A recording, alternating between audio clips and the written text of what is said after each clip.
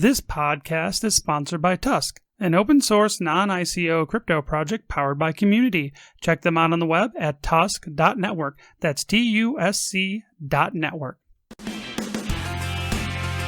Rob McGill program is the nexus of cryptocurrency, blockchain technology, and entrepreneurship.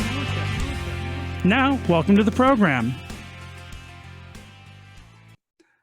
Hey, today we are talking to Joe McGill. He is the CEO of ChChain, which is a consulting company focused on the crypto space. So I'd like to welcome to the show. I'm real excited about this interview. How are you today, Joe? I'm good. Thanks for having me. Well, we met kind of on social media, and that's how it seems like all this stuff meets these days.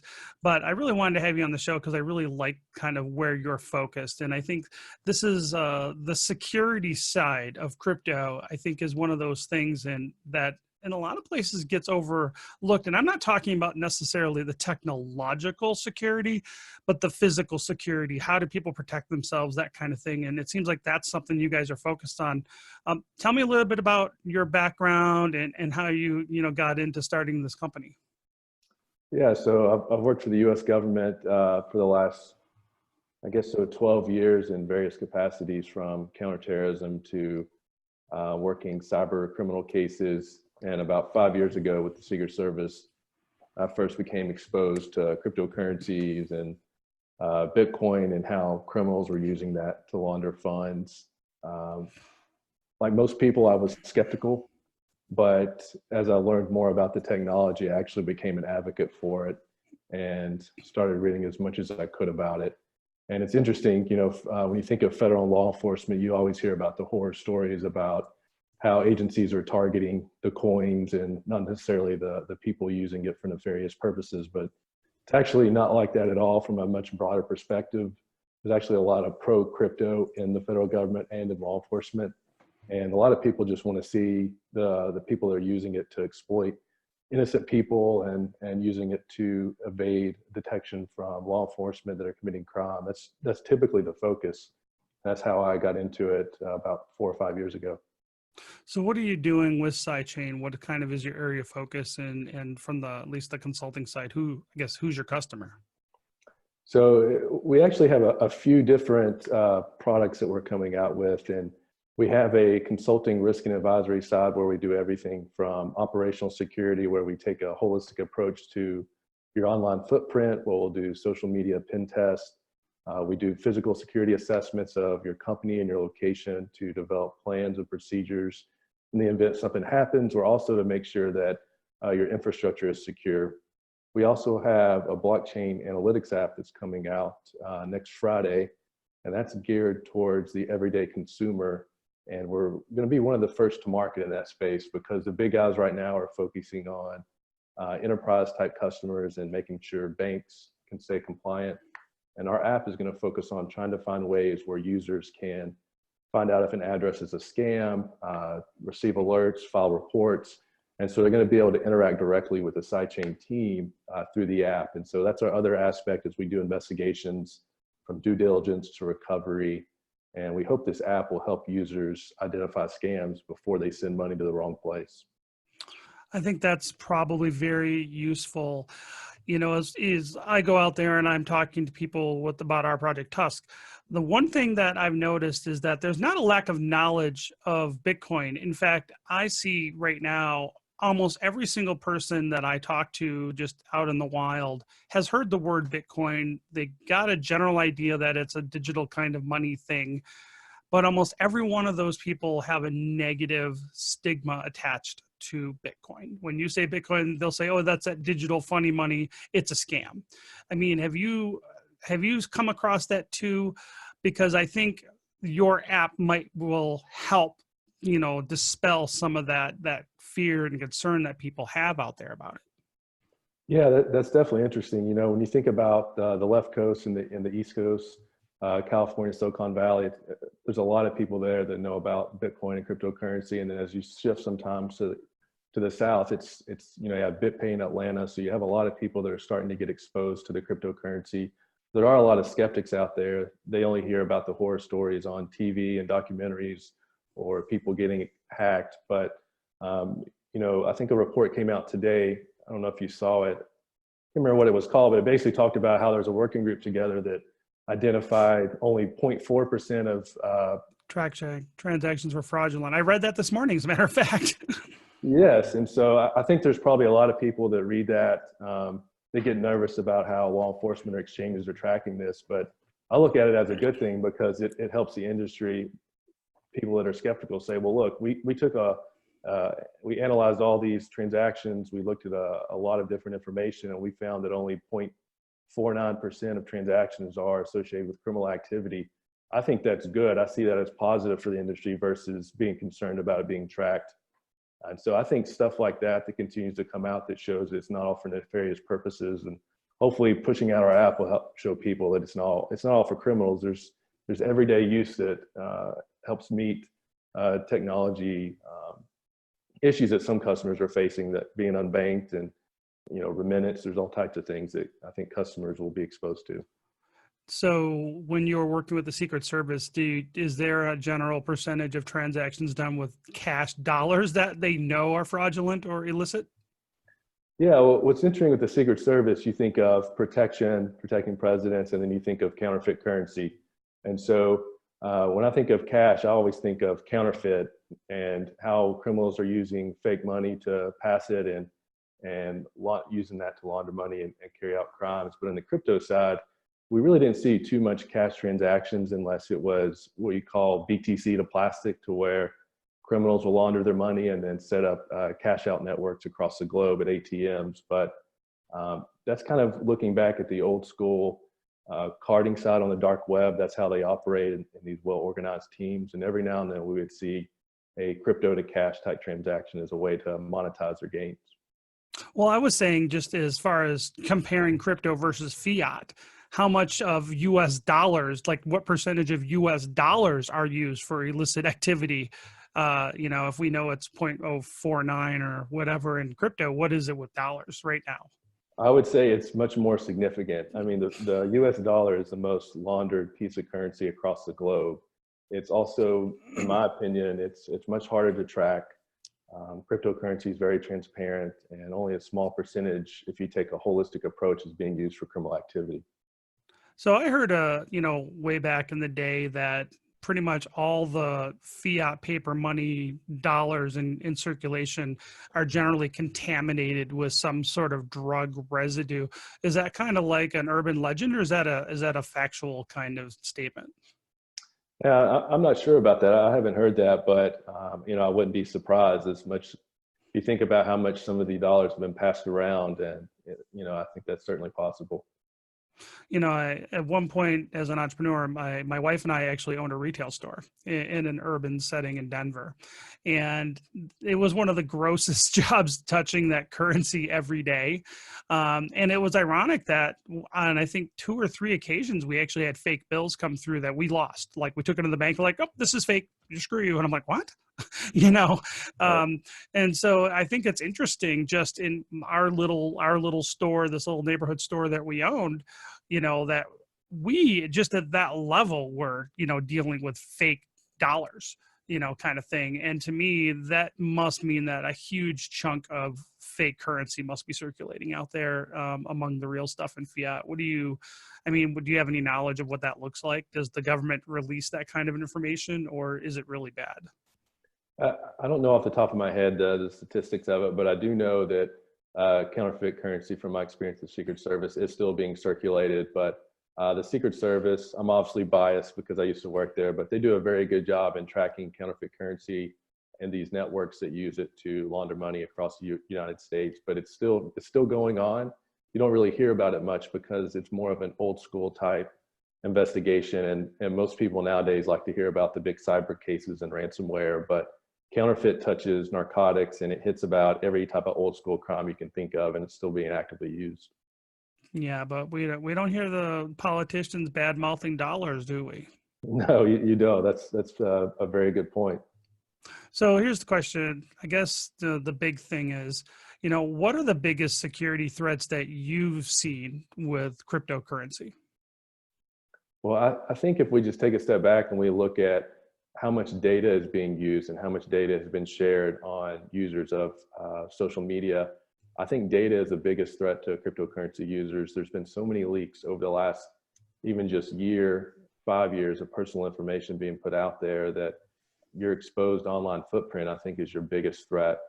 And that's mostly because the data that's out there can be used to SIM swap your phone. It can be used to compromise your Bitcoin exchange accounts. There's all different types of crimes that can be used that compromise your data. So I have always told people that, and this is something that we've talked about at our off-chain conference this last year or last March, and we're going to probably address it again in next year.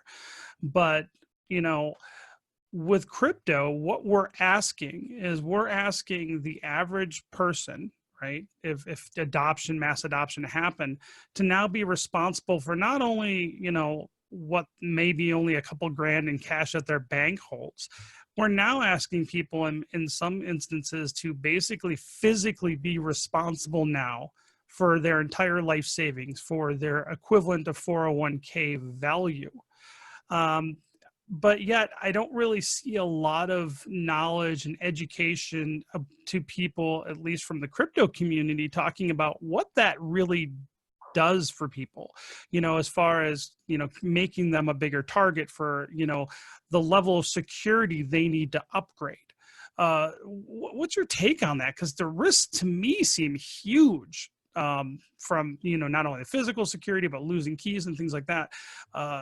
Why is the crypto community not really talking about this? Like, to me, this is the biggest scary thing about the whole thing. Yeah, you're absolutely right. And my personal experience on the law enforcement side, first getting into crypto, was when I was running accounts where I needed to make transactions for undercover type purchases. Me purchasing crypto, even though it wasn't my money, I was terrified the very first time I did it. I was terrified about transferring it to another wallet. I was terrified about pulling it off an exchange and then even putting it on an external device. But you're right. I think the reality is that a lot of people are not yet comfortable with being their own bank. And it sounds great to say, hey, everybody use a physical device, never keep your keys or your money on exchange. But the reality is, in my experience, that there's a lot more people that keep their funds on an exchange than they care to admit, because it's popular right now to say, yeah, it's not your keys, not your coins, but not everyone's doing that. And so I like to teach people, hey, look, let's be realistic. If you're not gonna use an external device, which in my opinion, I think you should, you've got to implement a lot of basic security steps or you're going to lose your money.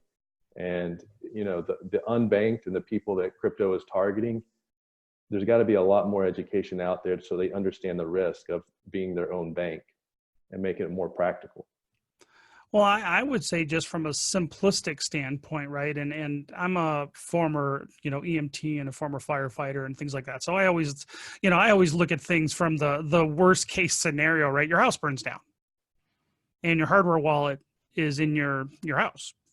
Okay, so your house burns down and now your 401k is gone. So what are you doing to mitigate that, you know, kind of thing? And so, for instance, you know, what if your house burned down and you had your hardware wallet in a safe, but the safe was in the basement and the firefighters put 2 feet of water now in your basement? You know, how do you deal with that? And these are the things that I get concerned about, even with just my own stuff, right? That's not just about everybody else, but to me, there needs to be more solutions and more discussion about this, because we got to get ahead of this, because as mass adoption happens, you're going to have more people in that situation. I don't know if you saw last year, but there was a couple reports, I think they're mostly in like Europe or Eastern Europe, where literally some guy was flashing their wealth on social media and guys like broke into their house and put a gun to their head and, you know, got their Bitcoin, right? Have you heard of any other cases like that that's happening right now? Yes, within the last year, I've heard of a few just through law enforcement channels of ransom type cases happening, where people on social media saying, hey, I'm traveling to this city, let's do a meetup. And then the next thing you know, because of where they're operating at, some criminals take advantage of that. And so I think that's one thing that a lot of people do not realize, especially in the influencer space. Advertising where you're traveling before you get there is a risk. So I always say, tell people you're there after you're there. But the physical threat is huge. I did that this morning, as a matter of fact, and I normally don't. Mhm. But I wanted to promote this event, but that is something that I definitely think about. But on the other hand, I'm driving and I'm always armed when I'm traveling, when I'm driving. So I'm not as worried about it because it's driving from Salt Lake to Vegas isn't a big deal, but I'm always armed. So, but I am very well aware and concerned about my physical security most of the time. Whereas most of the influencers I see out there they're just not that kind of mindset, and I get concerned about it because I'm trying to look at the future of 3, 4, 5 years from now. What are going to be the problems that, are kind of going to impede adoption? I think there's two main ones. I think the physical security thing is a problem for the average person. And I think the other thing is how the IRS handles crypto transactions. I think those two things are going to be the biggest impediments for adoption. And yet those two things are where people aren't even really talking about it yet. And I don't think they're talking about the IRS very much because people aren't really using crypto for buying and selling goods and services to any great degree right now. But I know, as a former retailer myself, that's going to be probably one of the biggest things that'll be the biggest complaint of retailers, is how to deal with the transactions and the accounting piece.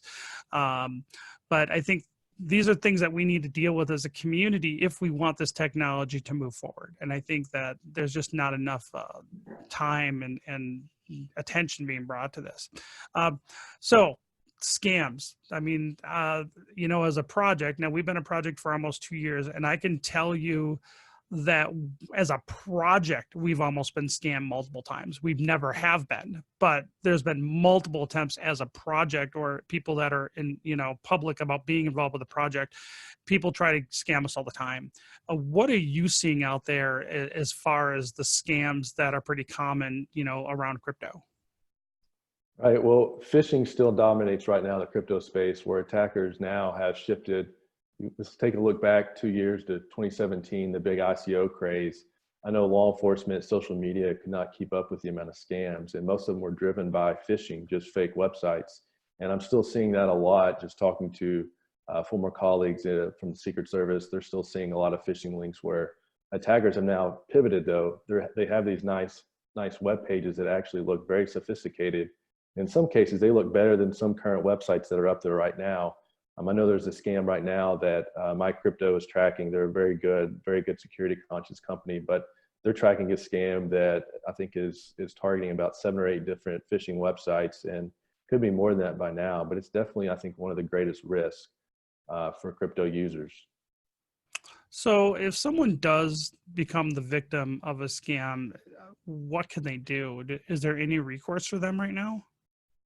There is, and a lot of it's tough because a lot of it depends on where they're based at. If we talk about the United States, it depends on their geographical location, the amount of theft they've lost, and the type of exposure. From a federal perspective, to get a case taken federally, typically the loss amount has to be pretty significant. So, you're dependent on working with your local law enforcement department, and they usually have very good investigators. And so the first thing you can do when you're scammed is make sure you just save all the information, take screenshots of the scams, record all your IP addresses, and try to have as much information as possible to provide to law enforcement. And in my experience with the Secret Service, we were very successful. I was there recovering stolen money from attackers, but it's a very long process. It can happen, but the people that are out there that are probably still waiting to get their money know that it's not just something that happens overnight. You have to be prepared for, several months to years sometimes to get the money back.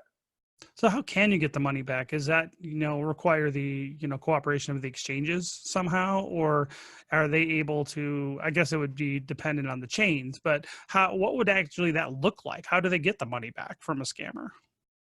Yeah, so it's interesting. A lot of exchanges have to make a business decision, and if they're working with an individual customer that provides enough information, they could have the discretion, if they wanted to, I assume, to provide the money back. But typically, in my experience, exchanges like to work with law enforcement to make sure there's a legal record. So a lot of it is done by issuing legal records such as warrants to recover the money for the individuals. So the exchanges will send it to law enforcement, and law enforcement will give it back to the people who lost their funds. So what, pivoting to like the privacy concept, one of the main benefits of crypto, at least is how it was originally purported, was that the anonymity or pseudo anonymity that using crypto for payments allows. Now that seems to be, completely at odds with what most governments want with OFAC and funding of terrorism and things of that nature, sanctions, that kind of thing. What do you see the future of privacy coins look like? Yeah, so first of all, this isn't me endorsing a specific privacy coin, but I think the challenge we see out there right now is you look at coins like Zcash. I know they're very regulator friendly because you have the shielded transactions and the non-shielded transactions. And so I think if from a government perspective, speaking generally, that if they can look at a privacy coin and say, well, there is the opportunity to look at transactions that are transparent, then they can also have privacy mechanisms. I think that's a plus. But there are coins out there that offer 100% privacy, which I'm torn. I think that's a good thing, because if for you as a merchant, it's none of my business how much money you're making per year or what type of transactions you're doing, and I shouldn't have free access to that without the proper legal disclosures. And so I think there has to be a balance, and I'm not exactly sure what that answer is, but I do know privacy coins are probably going to continue to see some interest from the government because of their use for criminal activity. But I think we also need to remember that there's a lot of pro reasons for using privacy coins. If we're going to have mass adoption, we have to have something beyond pseudo privacy. It has to be complete privacy. A big bank like Bank of America is not going to want, if they switch to crypto for some reason in the next few years, they're not going to want their competitors to know what their daily remittance looks like or how much money they're sending back and forth. And so I think a privacy layer is necessary. I just don't know what that answer is, but it's definitely of interest to the government, I'm sure. Well, as a project, that's something that we are concerned about, same deal. And I think because, and this is my opinion, that we're so early and mass adoption hasn't happened, that these big valid concerns really aren't being super talked about right now. It's all about theory, right? But to me, I always kind of put myself, I put my mindset as a former retailer and someone who is concerned about privacy. There's real security risks. If someone, like for instance, if you can trace back every transaction to someone's basically 401k, one, you could figure out how much money your neighbor has, conceivably. If your neighbor now has, $1 million in their quote unquote their wallet somewhere. Now, you as a sophisticated criminal or burglar might not know that they keep that off site at a bank deposit box in cold storage. You might think and hope that it's at their house. And you could plan, a home invasion based on that information. And I think the same thing with, retailers. There's strategic and competitive reasons why you wouldn't want to know you wouldn't want the public to know what your daily sales are, for instance. And so to me, there are very absolute safety concerns and security concerns around that privacy piece.